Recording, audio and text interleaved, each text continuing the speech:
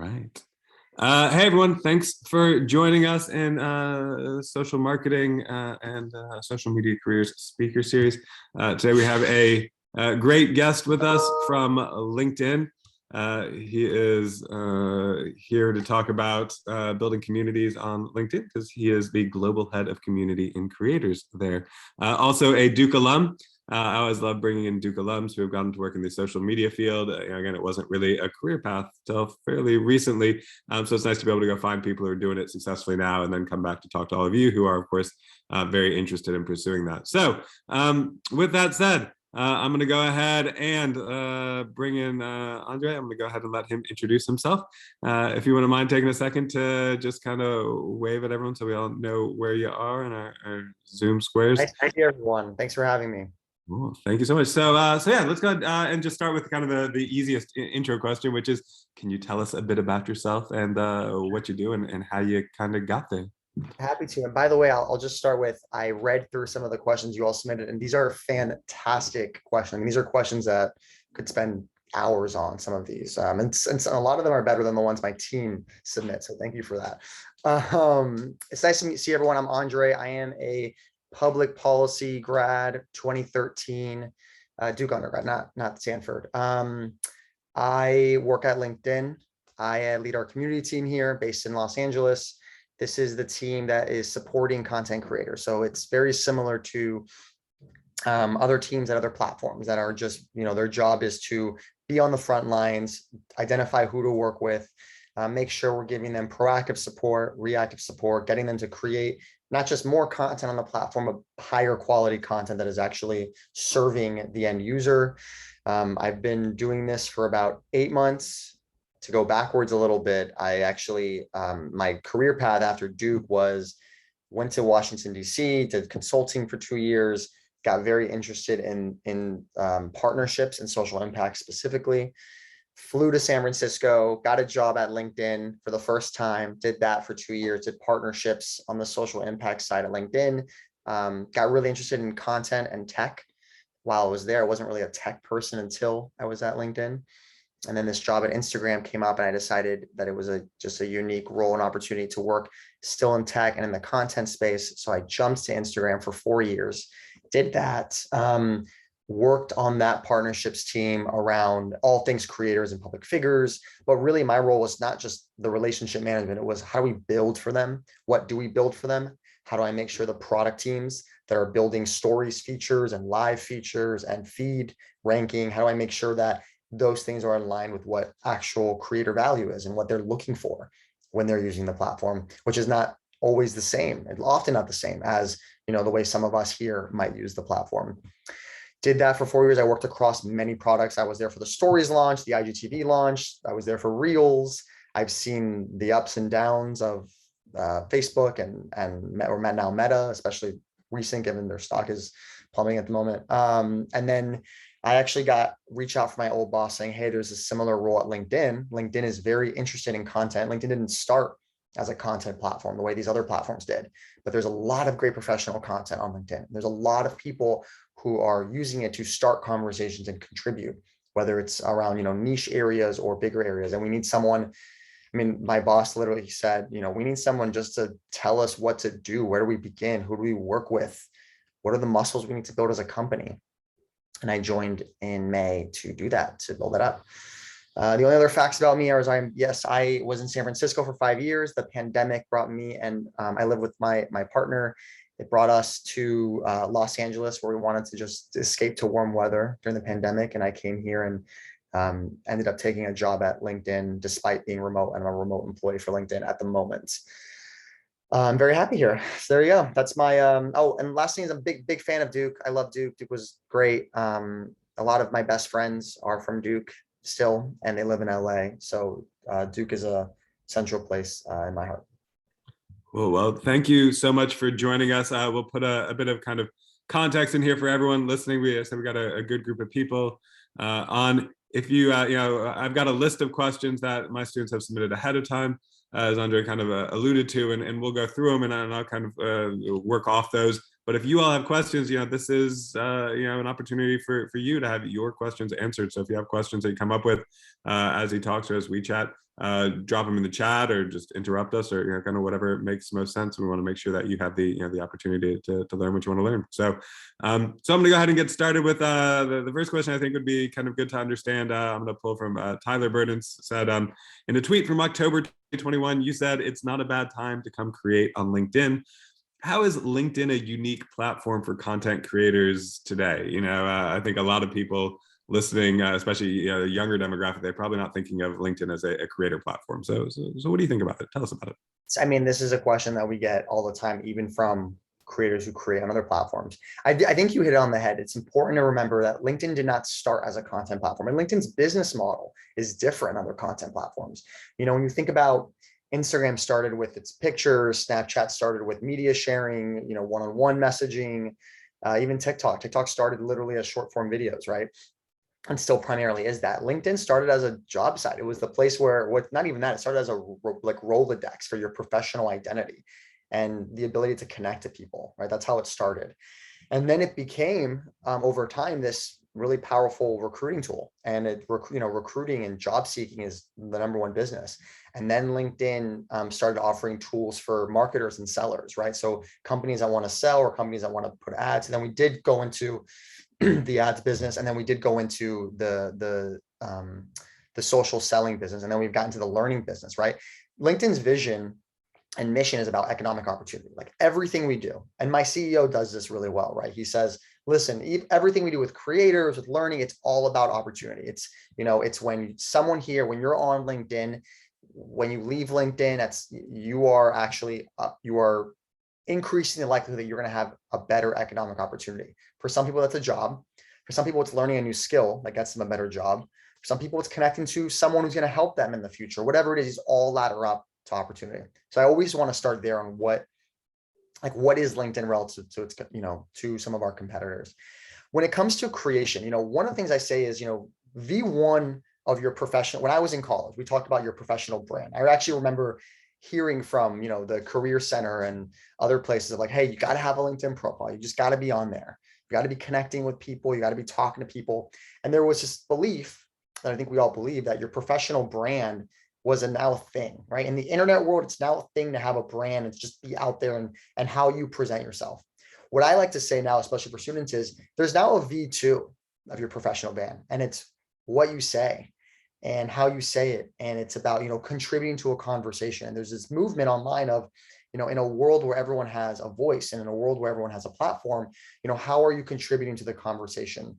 How are you, it's besides just having a good profile, maybe there's a post that you want to comment on and share your opinion. One thing we know about LinkedIn members is we have people who work in, these big industries. You have people who work in very niche careers, and they all have something interesting to say. I bet every single person here, even based by the questions that you sent, you all have something interesting to say.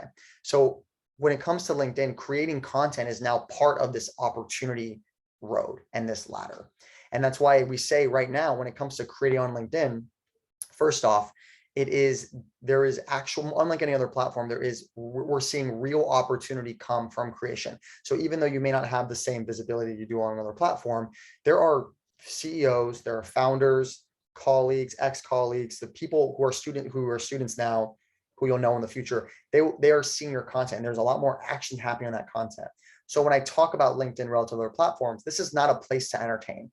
And LinkedIn is never going to be a place to entertain, right? This is still about the world of work, the future of work, but there are a lot of topics that span that, right? And your ability to go on the LinkedIn and to scroll on a feed and to be getting content that is meaningful, that is making you think, that is helping you connect the dots about a specific industry or giving you news, like whatever it is, there's a huge opportunity to have a dedicated content platform about the world of work and about the professional sphere. And that is what we are trying to do. We are trying to take that to the next level so that there is an opportunity for not just the people creating the content, but for the people consuming the content. And it's something that we see a lot with even big YouTube creators where they're saying, okay, I see it. Like I'm actually just got an email yesterday from a YouTube creator saying, hey, like I want to start a business, or hey, I want to be talking to a different audience, a more specific audience. And LinkedIn has an audience versus, this other platform that I'm on in terms of the quality. And that's what we're here to do with the creators we're working with. And so, could you talk a bit more about like I guess the different types of creators on the platform? Again, I don't think when we think of creators, we tend to think of the TikToker, the Instagram or YouTuber. What makes a LinkedIn creator kind of different? What kind of content are they creating? Who are they targeting, and why? One thing I want to be very clear is anybody can be a creator on LinkedIn. Like when I say the word create, I mean there's capital C creator and there's like lowercase c creator, right? I think when you say creator, I think people jump to the Mr. Beasts of the world, the Eliza Koshis, the Instagram stars, the Addison Rays, etc. But the reality is, because of the nature and the uniqueness of LinkedIn, anybody can create around these topics, and anybody can be elevated. And while that is also true on other platforms, what we find on LinkedIn is, even though we talk about creators, not everyone necessarily identifies as a creator, right? Like there's this woman named Molly Graham, who I know very well, who posts, maybe like 2 or 3 times a week. And she's, she was part of Facebook early days. She's worked at different startups, and she has just a wealth of knowledge about how to take a company to the next level. And she writes these incredible posts. She does not identify as a creator. And I've laughed with her about this. Like, I'm not a creator. And I've said, well, you are in our eyes. You are creating content regularly. You are trying to build a community of people. You are getting deals, and you are getting huge opportunities from her content. That is a creator. So when I think about the types of people, you have people like her who are just doing their everyday full-time job, who are sharing their subject matter expertise. You have people who have you have people who have a business, right? And they're creating content, but they're trying to drive traffic to their coaching business or their consulting business, and they have a very specific thing in mind. We have students, and we have younger people who are on the platform, who know that there's a value to just putting themselves out there and putting their perspective early, so that they can get that first job they want, or they can be noticed by a recruiter, or even by someone else in the industry who might say, hey, like this person's saying great stuff, we should consider hiring this person. We also do have professional creators. We have YouTube creators who and Instagram creators who historically have created on other platforms, but are now trying to do their next chapter in their career. They're like, cool, I've been doing this ads thing for so long, but I now have a business, or I now have something I'm trying to promote. And the LinkedIn audience is particular that.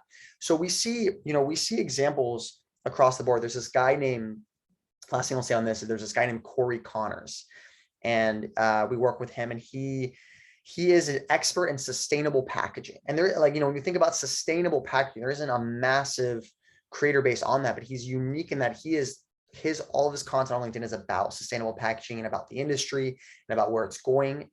And he's regularly connecting to other brands, other people. He's regularly connecting to other opportunities in general, because he decided one day, hey, I'm going to put my voice out here on this. So it really runs the gamut in terms of the type of creator, and we don't pick and choose between them. Our goal is basically, if you have something important to say, not important, if you have something valuable to say, if you have a story to tell about your industry or about what you do, LinkedIn can be a place to do that, whether you have 200,000 followers or 100 followers. So pulling from some of these questions here, and along those lines, Michelle Zhang asks, as global head of community management at LinkedIn, obviously one of your main goals is to help support content creators. So what are some of the steps you're taking to help them achieve those goals? What kind of things are you implementing and are kind of on the horizon? So when it comes to creator platforms, and this is one thing I've learned at Instagram, is you can't just build for them. You can't just and I'm happy to give some fun insider info about how it worked at Instagram, but I'll just tell you right now, when I was at Instagram, we actually didn't have a team building for creators. Instagram, when I was there, had been on such a hot run at the time, and it was really the #1 app. This is before TikTok. This is even before Snapchat, or right as Snapchat was coming along, where we just built for users. When we built stories at Instagram, there was almost expectation that, like, all right, creators and public figures are going to pick it up, and they're just going to run with it. And they did.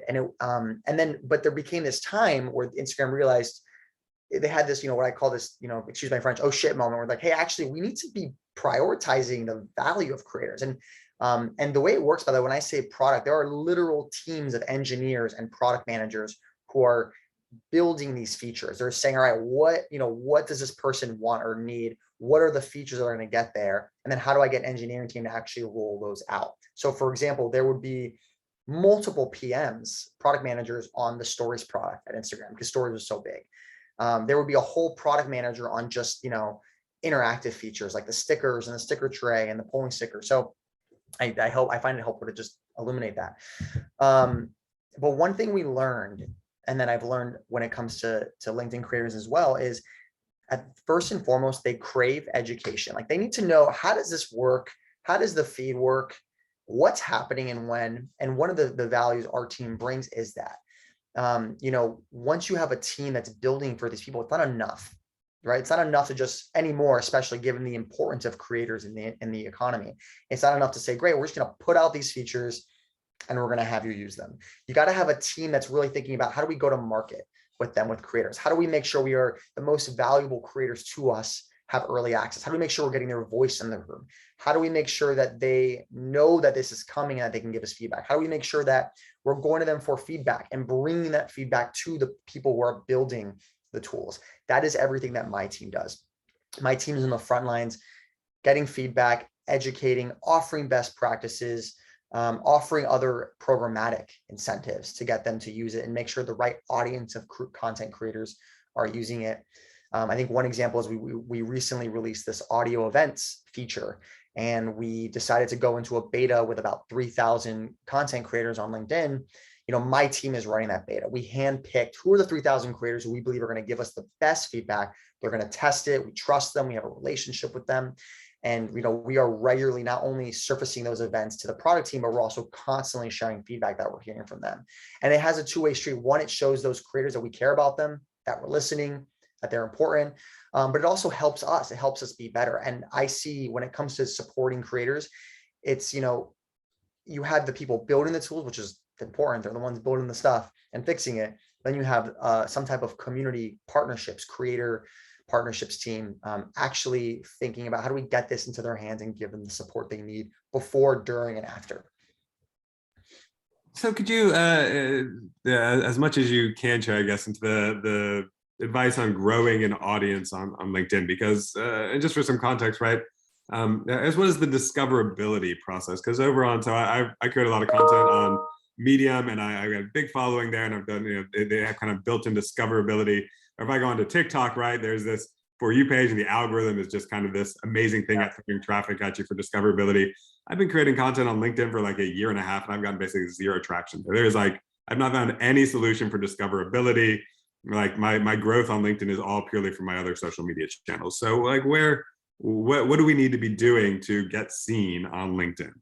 Well, you've nailed it, which is discoverability on LinkedIn is hit or miss at the moment. The good news is it is absolutely the number one thing we are focused on. We know that we know that without discoverability, nothing else matters. If you can't get discovered, and you can't get your content in front of more people, the incentives to create are less. There's fewer pieces of content out there, and therefore it's, you can't monetize an audience you don't have, right? You can't benefit from an audience you don't have. So you hit it on the head that it's something we're working on. Right now, we have a few things that we're thinking about. We are constantly iterating on the feed and thinking about, how do we make sure we're ranking the feed better? How do we make sure that, memes and, the one-line inspirational posts that sometimes go viral, how do we make sure that the feed isn't only those types of things? We have a lot more work coming, honestly, on this stuff. The other thing I would say is it's early days. So when I say we have a team building for creators, like we literally have made a massive investment 7-8 months ago. Like my team is brand new. My team, when I was hired to build this team, my team is now 40 plus creator managers, but we are brand new. So when I say, to go back to your earlier question, Aaron, when I say it's a great time to create, it's a great time to create, not because of the environment or the industry or because of the topics, which I think are all true. It's also a great time to create because I'm telling everyone here, LinkedIn is making a massive multi-year investment, and we know discovery is at the top of that. So if you continue to create on LinkedIn and you even find a small audience, there is a strong likelihood that you will start to see discovery. But first and foremost, you got to be on creator mode. Like creator mode is the ability for you to actually make your profile more content first. It ups your content. It puts a follow button instead of a connect. Like that actually sends us the signal, hey, I want to grow my audience. So even as a start, making sure you're on doing things like that, which Aaron, I can send after this some tips, like that is a great tip to just even start being. But discovery, distribution, top of mind for us, and it's only going to get better. And so we just got a question in the chat, which kind of builds on that. So Camille asked, just recently got approved to go live on LinkedIn. What's the best practice to get traction from it? Will streaming through a third-party app interface with my reach? Well, I mean, the only way to use LinkedIn Live really is to stream through a third party, through like a StreamYard or something like that. So definitely will not interact with your reach. Listen, live discovery also needs work, a lot of work. I tell the PM this all the time. You know, where do you go right now to discover what's happening live? You can't. That is also another area where we need to work. I think getting started on live now and, you know, building that muscle for what is alive and how you go about it is important as discovery gets better and better for live. And then bringing, I guess, a follow-up question that James Kim had asked in relation to video. He says, you talk about how brands need to embrace organic video content on social media platform. Of course, LinkedIn really isn't, you know, it doesn't have a lot of that. How do you think LinkedIn is going to be kind of moving forward in terms of video? Do you see that kind of becoming a big part of it? I think it's important to talk about, I think what makes, not I think, I know, what makes LinkedIn unique is we have many marketplaces on LinkedIn. So let's take, you know, a Snapchat or even a TikTok. I mean, really there's, you know, you have your advertisers, you have your users, and you have, you know, your average users, and you have your regular creators, right? And they all interact with each other, right? The regular creators, imagine it's a little triangle. The regular creators are more incentivized to create, the more audience they have, right? That attracts the eyeballs of advertisers, right? These are very ad-driven businesses. This is what Meta and Instagram have been for a long time. They're ad-driven. LinkedIn has more than just that. We also have recruiters. We also have, you know, we have brands that are buying sponsored ads and sponsored like products. So for example, you could be I don't know, you could be like a Google or even let's say a small medium business. And you are trying to reach more people in your region, not through ads, but through actually like getting your product, and you can buy sponsored emails. You also could be an instructor where you are actually creating content and getting royalties, specific learning content. And I bring this up because again, it goes back to LinkedIn is a little bit different. LinkedIn has the brands there, but brands for different reasons. They have them, yes, to buy ads, but we also have brands who are, you know, again, actively trying to sell their products and services. We have the learning marketplace. We have, you know, of course, we have users who are using the platform in very different ways. And the reason why this matters is when you think about, all right, so why should a brand be posting organic video? Well, the reason why is because everyone in every marketplace they care about is on LinkedIn. And I want to really let that sit in. Like when, you know, when a brand posting on another social platform is a very one-way street, but there's this interaction of all these forces, right? Like, you know, the other day I was looking at a post and somebody was, you know, posting about how great American Airlines, or not American Airlines, how great Alaska Airlines was or something. Alaska Airlines commented on that post. And you know, their social team commented on the post, and you saw it come from the Alaska Airlines page. Someone else commented saying, my dream is to work for Alaska Airlines. They also responded, hey, actually, you know, hey, contact our team. That person found a job. Those types of interactions are incredibly hard to happen on other platforms just because of the nature of not just the types of people on the platform, the types of entities on the platform, but the way they interact with each other, right? Not just for jobs, but for networking and for connecting and for creating and for consuming. So when I think about the importance of brand, it's the benefit of a brand and posting, leaning more into social, organic social LinkedIn is quite frankly because of this evolution of the content platform that is happening. And it is a miss right now if you are a brand and you're not thinking about your organic strategy on LinkedIn. Also because, as I've been saying many times on this video, we are investing heavily in that. And that's something my team is thinking about, by the way, is how do we actually support not just people, but the brands with their organic strategy on LinkedIn. And so what are some, Stephen Lee asked, what are some especially prominent characteristics and successful strategies you've noticed for content creators who are successful on LinkedIn? What kind of things work well? Well, I'll say first that, you know, let me take a step back. I was in Whistler, Vancouver last weekend with a few friends, and they work in a variety of careers. And one of them creates here and there on LinkedIn. The other ones don't really post. They go on LinkedIn for jobs, or they consume, but they don't really post. And we were talking about, all right, what would you all talk about if you posted on LinkedIn? And they all went around, and, someone said, well, I would probably be, if one of them is a filmmaker, I'd probably be getting more behind the scenes of like what it actually means to be a filmmaker and how to grow that career. And someone else who's actually a product marketer at Google, he was saying, hey, I would talk about like how I actually did my last campaign, and like what worked well and what didn't. And then anyways, we were on this table, and I look at all of them and I say, like, these are all phenomenal things. These are all things people can benefit from. These are all stories and vignettes and actually meaningful information that, someone on LinkedIn is going to be scrolling and consume and find value from. And that is exactly the stuff we want. We don't want memes and pictures of dogs. Like, I mean, if it happens, okay, that's great. We're not going to, remove it from the platform, but we're thinking about like, what is that, if you are looking for a job and you just happen to bump on our feed, how do we make sure that feed is as valuable to you as possible?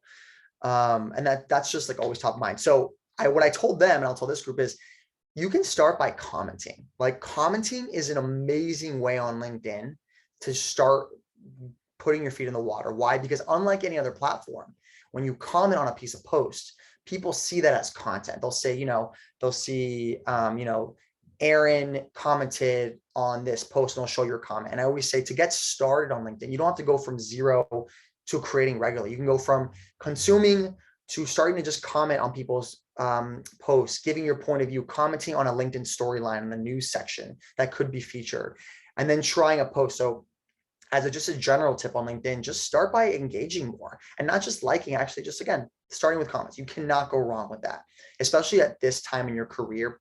That's huge. Number one. In terms of other general, just comments and thoughts in general, even the people who regularly create, they have imposter syndrome. There's this, it is vulnerable to put yourself out there on the platform, let alone a platform where there are employers. And it's the number one thing we hear. Like, it is, it's pretty vulnerable for me to talk about something I don't know. But the reality is, the people who are subject matter experts are not necessarily subject matter experts just because they are. They're subject matter experts because they talk about it, and they've become subject matter experts, and they've become known in this specific industry or field just because they said, I'm going to talk about this. And, my number one piece of advice is just post it, just try it.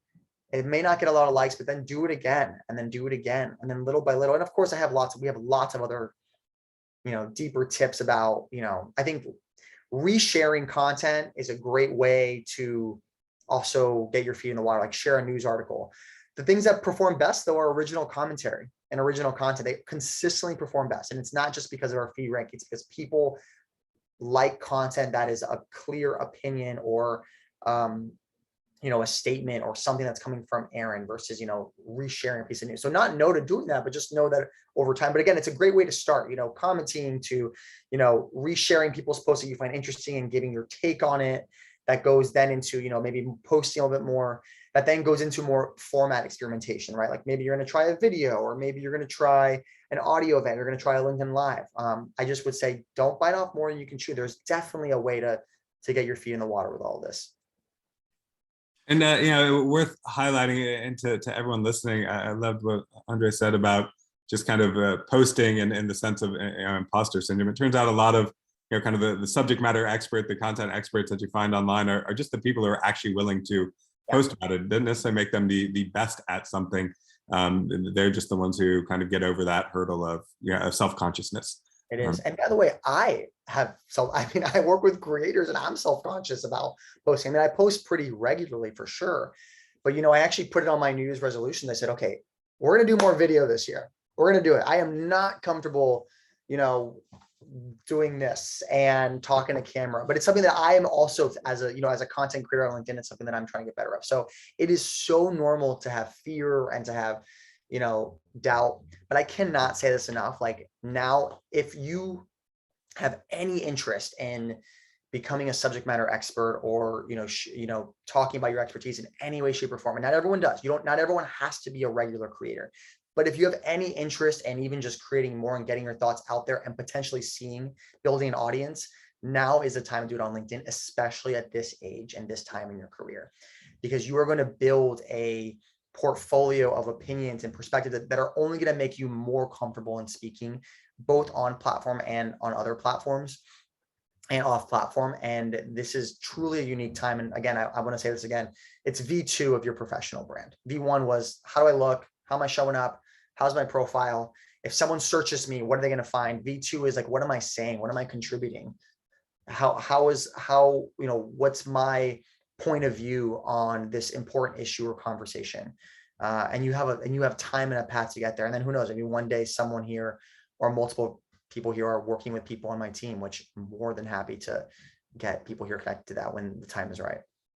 And this is, kind of worth noting, and something I often find myself telling students is the traditional way of job hunting is what we might call outbound job hunting. It's, let me submit my resume, let me go find a job to work from. And what Andrei's kind of talking about here is what I would call inbound job hunting. It's, by putting out content, by showing that you're educated about a field of knowledge. And by the way, content, I don't mean you have to write custom articles. I mean, again, sharing an interesting article about an industry that you're passionate about and writing a small comment on it, that becomes inbound. And so what happens is recruiters and people you want to work for will see that and they'll come to you, as opposed to you going out to them. It's kind of an interesting strategy to get a job. It will. And by the way, we have not even scratched the surface at LinkedIn in connecting the recruiter, like formally connecting recruiters to people from a content perspective. But let me tell you, that's coming, because we hear from recruiters, we hear from these departments of like, well, who's talking about this stuff? And again, content and talking about it is still one part of the bigger picture. Like, you got to be qualified, you got to interview. So of course, take this with a grain of salt, but we are going to start connecting those dots more. Like, all right, well, we know for these types of jobs, they want people who have more of an opinionated POV. They want people who are expertise. How do we help them find those experts on the platform? How do we help companies connect them to content creators for other things, for brand partnerships, for in-house creators, we have barely scratched the surface, but let me tell you, these conversations are happening here because we have all those networks and those marketplaces. So it really is a good time to even just start thinking about that and how you create content.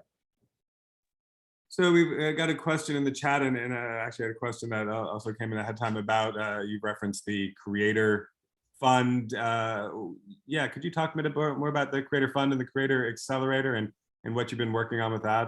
Sure. And by the way, we would say it's not a creator fund. We would say it's a Creator Accelerator program. But I say that just so you all can get a sneak peek on how we try very intentionally to position things a specific way.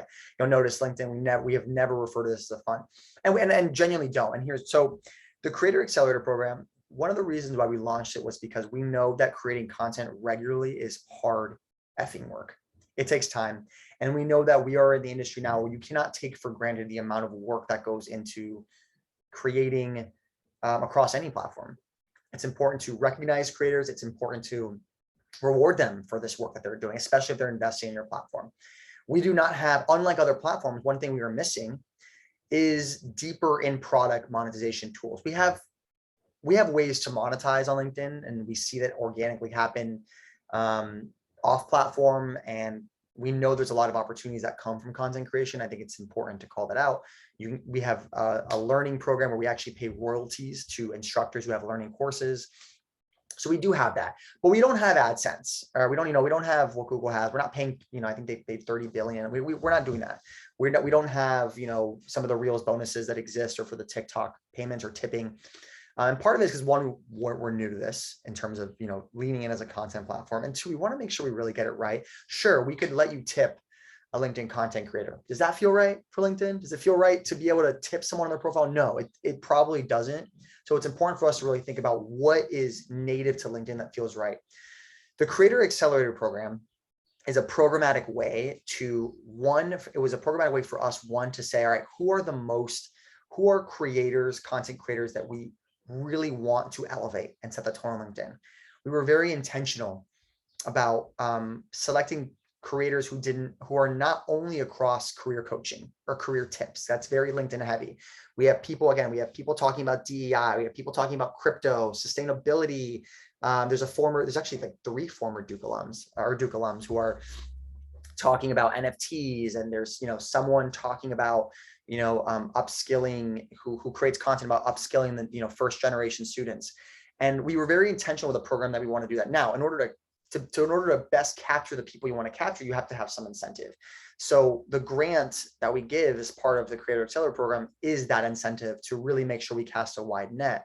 But it's not the basis of the program. The basis of the program is deep education, incubating these 100 people we picked to be part of the program, making sure that as part of the grant, they're helping us test. So there a lot of them are required to post video to help us test video to figure out how can we make video better from a distribution perspective, but also a quality perspective. So take that aside, all of that, it's been actually an incredible program so far. We're in week 4 of the content creation of the program. What we found is, the community is invaluable. Like at the end of the day, this is about users and creators. Like they want community. They want to meet other people. They want to connect. They want to collaborate. And it's been an overall amazing experience. We are getting so many learnings from them. We do regular roundtables with our product leadership and some of them. We'll literally get on a Zoom. Our chief product officer is just listening to them speak.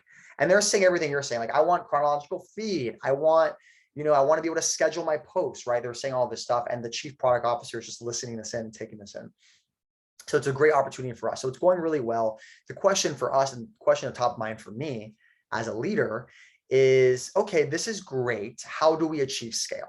Like that is always the question of this, right? This is a very hyper specialized program for 100 people. How do we achieve scale? How do we broaden this up? How do we offer these benefits to other creators as well who maybe didn't get in? How do we expand this to more geos? So that's top of mind for me at the moment. But again, for this first version of it, this is really us testing and iterating and learning from what do we need to do to really win over creators, and not just win them over, but do it in a thoughtful, meaningful way that actually adds value to them and their experience. And that is what we are here to do as a team. I'm gonna co-sign scheduling posts. That would be really helpful. Yes, same. I will third sign that as well, and I have many times to the team. So I kind of want to move into kind of a different round of questions, or a different theme, which is, we talked a lot about the kind of creators and creating on LinkedIn, and then there's kind of the other theme, which is for a lot of the students listening are interested in moving into careers in social media. So I'd love to kind of learn more about that. So I'm gonna start with a question from Hannah. Hannah asked, what advice do you have for college students that are interested in pursuing a career path similar to yours? Is there anything specific you think you can that can help make someone stand out as a strong applicant when applying for jobs in social media? Sure. So first off, I had no plans to go into tech. I had no plans to go into content or media. So I truly fell into this career also at a good time. Literally, I joined Instagram. I didn't even know you could make money on YouTube. I mean, actually, the person took a risk on me who was hiring me. I didn't even know you could make money. I didn't even know what a creator. I didn't even think about the word creator. This was 2017, which was, there were a lot of creators already creating on different platforms, but it's not quite what it is now in 2022. I want to just make sure I call that out.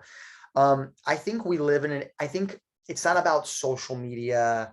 To me, it's about the broader creator economy, which I think content is king. I think content is king and queen. Content is everything right now. And I think that whether you are, your Netflix or Peacock or HBO or Showtime, or whether you're, LinkedIn or TikTok, at the end of the day, as you can see, like there is I don't want to say a battle, but there is a battle for people's eyeballs, and there's a battle for, how do we, in a world where anyone can access information and content at any time, how do we do that, most effectively? How do we do that in this world? How do we do it in the metaverse, right? At the end of the day, it's about content. So when I think about it, I think one, it's important to ask yourself, like, what about social media you want to do? Do you want to be, I have never been a social media person for a company or for a person. I know lots of tips and tricks now about social media because I worked in these companies, but if you said, hey, go run the social media for Twitter, I'd be like, no, I don't know what to do. I'm not witty enough, can't do that. So I think it's important to say, like, what about social media? Like, do you want to be writing social media? Do you want to work in social media? I think like these are important questions to ask. I think second is working in content in some shape or form in general is hugely valuable. I was just interviewing a candidate who works at HBO, and she's never worked with creators, and she doesn't really know social media, but she knows content. And I know she knows good content, and she's going to bring a perspective to my team that is going to be very, very different than, someone else who's coming from YouTube or TikTok. And I want that. So just know that like we at these companies are looking for these different perspectives. So I think like in general, anywhere in the content world is fair. I think third, of course, is even just working closer to product. If you're interested in, the future, so much of the future is tech and platforms. And if you can get at a company that is a platform, or you can even work closer to a product team, I think those are skill sets that I look for that are incredibly valuable, even if you don't have that. Then lastly, I think anything in the creator economy. I mean, the creator economy is exploding. And I think this is a very big buzzword, but when I say the creator economy, what I mean is really, it's like the larger marketplace for someone to build an audience and then monetize it. And we're seeing, again, it started with YouTube. YouTube was the original creator marketplace. Then Instagram came around. Instagram really, skyrocketed. Snapchat came around, but it's not just LinkedIn, TikTok, Instagram, etc., that are part of the creator economy. There's all these third-party platforms. There's a company called Stir that is thinking about how do we help people manage their finances across all these platforms. There's a company called Carrot that is literally a credit card for creators to get higher credit limits, because banks don't really recognize creators as much and are less likely to give them actually credit spends the way this card does. There's all these third party, there's places, there's companies like StreamYard, then you also have people like places like Peloton. So I'm broadening up, but I really want to say, like, I think I really identify what about social media specifically interests you. What are the use cases that interest you? Like, I want to help people do X, Y, or Z things, or I want to build A, B, and C things, and then be very intentional with like what in the creator economy is possible, because really there's a lot of possibilities. And I can say enough, I did not plan in any way to do, I cared about relationship management. That's what I care about. And I just happen to be doing this in a way that is, facilitating social media. And so looking back on your career, I'm borrowing a question from John Stroh. So what were some of your kind of most impactful moments at Duke that kind of helped you and helped your career? And could you tell us, looking back, what do you think, like, gosh, I'm really glad I did that? It's a great question. I'll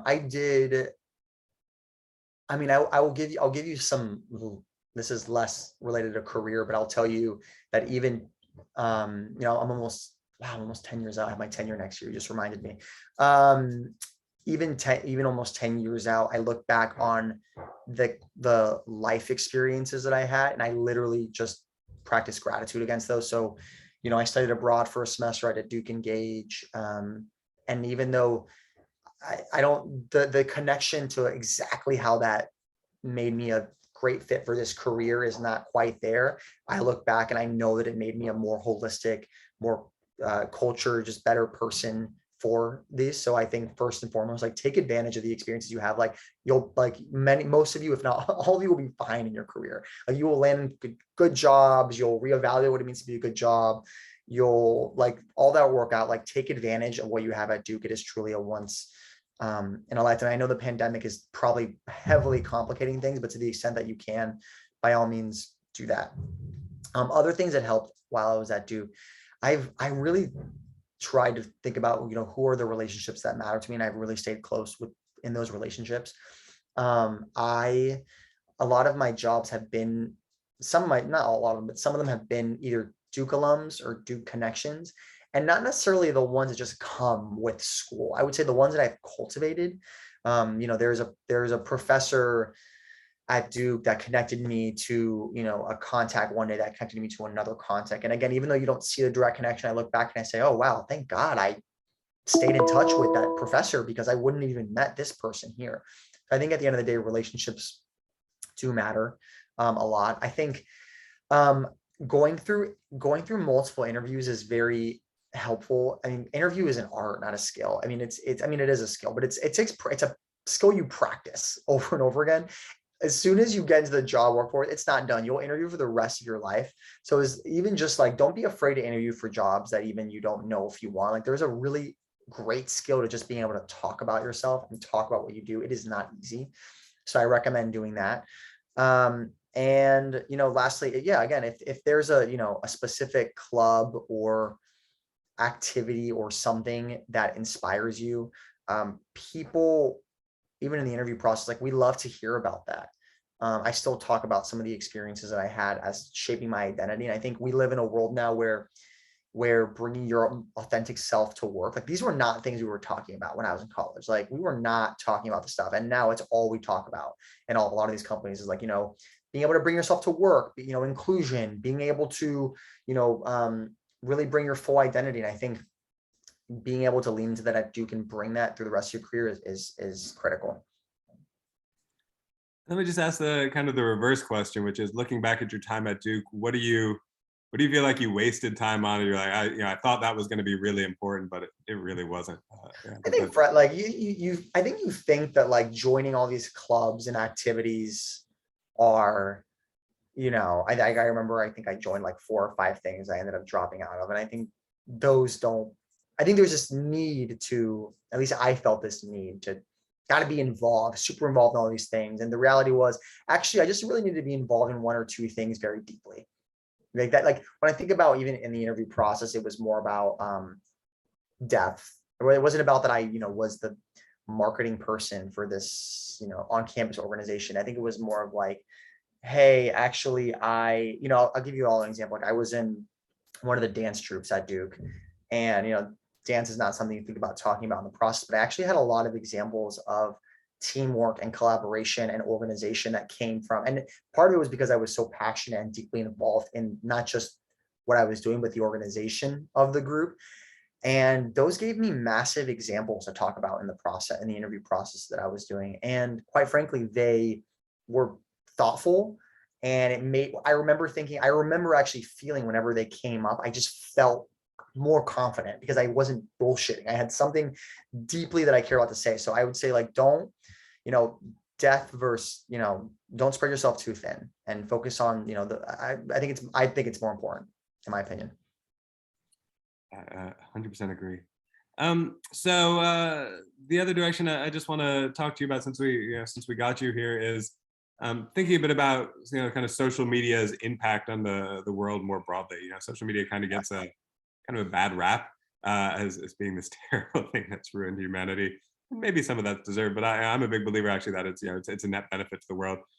So I'd love to get take a question here from Alexa. She said, given that you have experience working on both LinkedIn and other social media platforms, sorry, I'm taking the wrong question. Question from Will. You worked at Instagram, Deloitte, LinkedIn, demonstrates a clear passion and dedication to social impact. What do you view the role of social media companies to be in making the world a better place, kind of outside of the platforms themselves? Why is social media good? This is I think it's an important question. I have a very middle of the road take on a lot of this. I don't think Meta and Facebook is, the most evil thing to have happened in society. I think there are real problems. I think Facebook was the vehicle to expose the big holes and gaps with social media, election interference and all this stuff. And I think that's so important. I think social media has provided a lot of good. I think when I think back to my personal, my romantic, my professional life, like social media is at the center of that in terms of me connecting to people. So I think it's important. That being said, I think it's hugely important for social media companies, all companies, to take deep responsibility to not just elevate the good, but eliminate the bad. All of these companies now, again, keyword is now, have massive trust and safety teams. And trust and safety is like the arm of a lot of these companies that is thinking about getting rid of the bad content. We have one at LinkedIn, right? Like we have a team that they're literally gold on reducing bad content. That is their goal. They are constantly updating AI models and classifiers in feed ranking to make sure that we are not only capturing content that either is low quality or bad. It could be everything from nudity to misinformation, whatever it is, but we have a whole team that is dedicated to catching that, identifying how that got into the feed, and then reducing it. And it's very important. One thing that I like about LinkedIn, and I think this is where there are different philosophies of different companies, is our CEO always says, you get freedom of speech, but not freedom of reach. And I personally couldn't agree more with that. I think it's really important.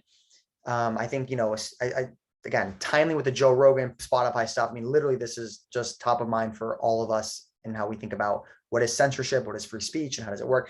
I think all in all, though, I think we have a deep responsibility to do our absolute best to make sure content is as good as possible, that we're reducing the bad content. I also think it's really important to make people feel safe on the platform and listen to them. And again, there are still issues. I mean, we don't have near the amount of negativity that other platforms do because of LinkedIn, but we have issues too. I mean, we have seen issues arise, and we have seen, of course, like there was a creator the other day who she's a woman, and has gotten these repeated messages from this other man on LinkedIn about, it's basically assault on via messages, like we these things happen, and it's awful. I think we have a duty though to not only fix that, but make it better. And we do, and we have teams that do that. I think the other thing, of course, is taking a step away from the awful type of content. There's also this like social impact lens, which is what I did at LinkedIn in my first stint, which is, all right, like, what is our company here to do? And how do we do more positivity? Or how do we, of course, charitable donations was like the V1 of this like 10, 15 years ago, but now it's deeper. Right now it's like, how do we integrate social impact into our DNA? And I think one example is at LinkedIn, we have a social impact team that is thinking about getting underserved communities opportunity, and they're laser focused on, okay, LinkedIn is doing this big thing about opportunity. We're going to focus on these communities, underserved youth, veterans, like areas where there's not as much job opportunity. And the way I think about that is I partner with that team and I say, great, well, how do we get creators to help? My team has access to thousands of people who want to help on LinkedIn.